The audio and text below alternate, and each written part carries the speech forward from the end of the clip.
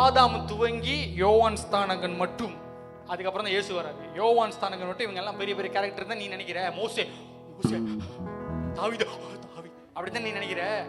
இவனுங்க எம்புட்டு பயலுங்களோட விட யோவான் ஸ்தானகன் தான் பெஸ்ட். கரெக்டா?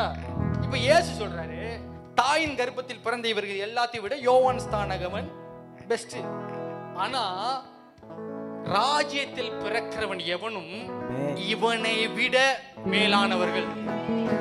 அப்படின்னா என்ன அர்த்தம்னா, இயேசுக்கு அடுத்து வந்த எல்லா சந்ததியுமே இவர்களை விட பெரிய ஆளு.